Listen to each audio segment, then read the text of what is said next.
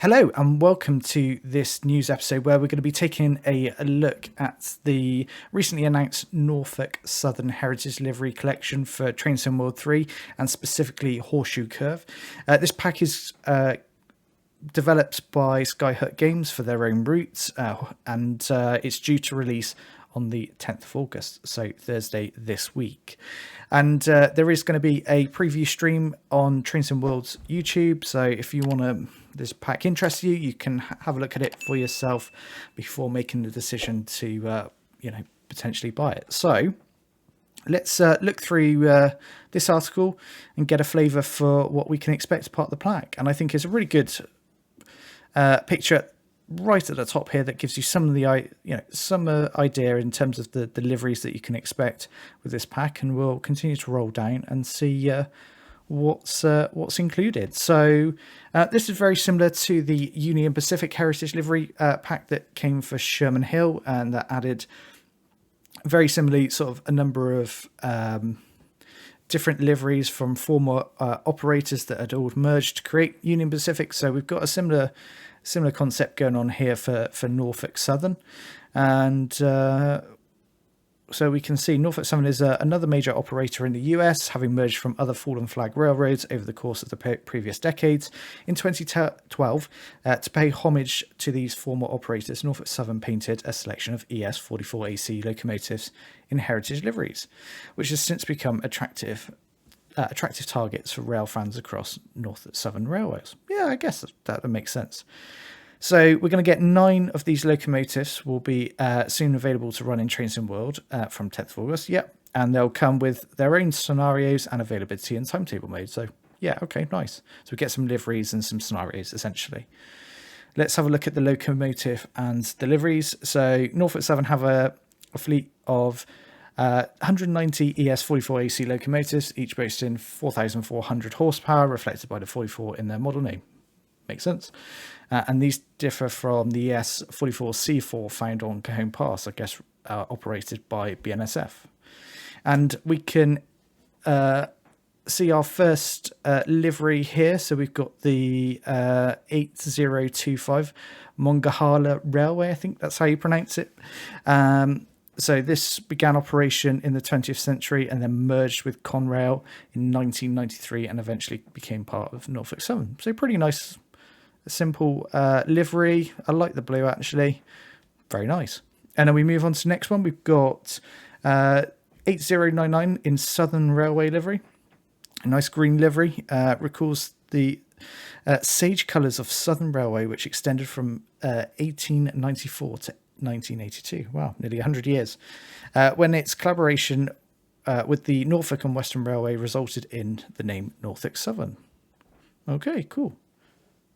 8099 was brought back into service in May 2023 after some repairs. Okay, so it's back out in the real world being actively used. That's good to see. And we've got the next one, 8100 Nickel Plate Road. Buzzing with the memories of the former New York, Chicago and St. Louis Railroad, known to many as the Nickel Plate Road, 8100 was the third heritage unit to roll out in 28th March 2012. I quite like that in the black livery with the yellow stripes. It looks pretty smart actually. And then moving on with the next one, we've got Central of Georgia, 8101. A week later, April 5th, 2012, 8101 rolled out wearing the stately stripes of Central Georgia, a corporate collage of blue-grey complete with red eagle. I do like that actually. Yeah, it looks very nice. This railroad has its origins starting way back in 1833 when it also had stake in canals but began operations as Central of Georgia Railway. Though now part of Norfolk Southern, the railroad is still technically exists as a paper railroad owning no rails or rolling stock. Interesting. So the company, I guess, still exists, but don't actually do, operations. And then we've got 8102, funny enough, Pennsylvania Railroad. It doesn't get any more iconic than the famed Pennsylvania Railroad. These colours have been adorned, have adorned some of the most powerful and popular locomotives in the US.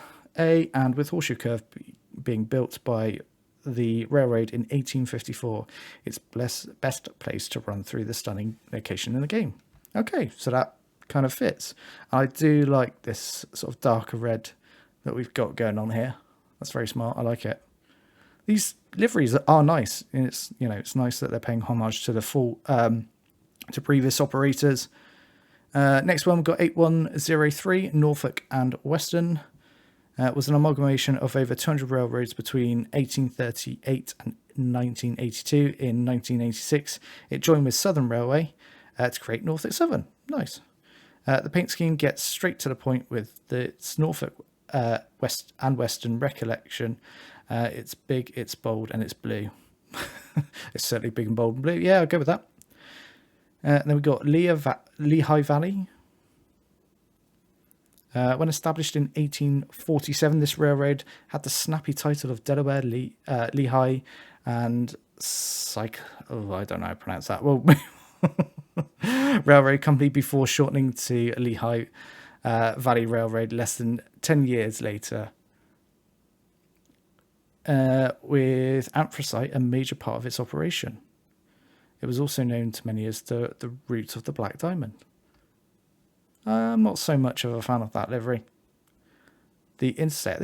I quite like the orange on this one. So 8105. The Interstate Railroad began as an extension of Clinchfield Railroad at Scott County, Virginia, and continues to run as an operating subsidiary of Norfolk Southern.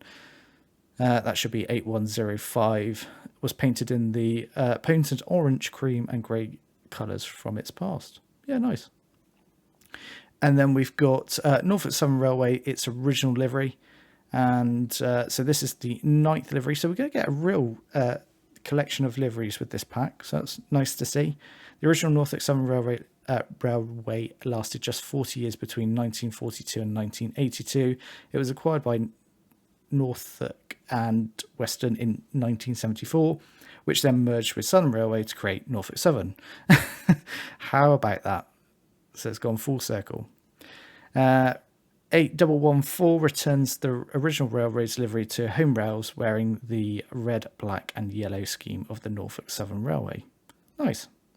So then we've got a little bit around the services and scenarios. So 6 new scenarios that will come with the this pack, so that I'm sure we'll use the various liveries. So you can see here some of the scenarios and a bit of a description in terms of what that entails. I'm not going to go through them. I'm going to let you read that in your own time. Timetable remains unchanged, and that's kind of what I expected, with the original services being able to be run in any of those liveries. Very nice. And now the important bit. What is this all going to cost? So, as you can see there, it will be available to purchase as a locomotive add-on for Horseshoe Curve.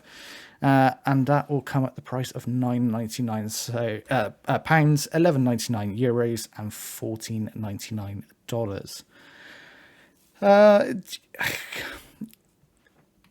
It's always a bit controversial, some of these packs, because do people feel like they're getting value for that amount of money? Yes, you're going to get the ES44AC and its lovely 9 liveries that we've just rolled through in 6 scenarios. I think that's probably about fair. If you're not desperate to get this, I think the recommendation would be probably to pick it up in a sale. We all know that sales do come round often enough for Train Sim World, so that may be the best option, to pick it up at a reasonable price. And that nicely wraps up a little quick look at the recently announced Norfolk Southern Heritage Collection livery pack. Hopefully you've enjoyed this. Please consider hitting that like button and also subscribing, and I'll see you in the next one. Bye bye for now.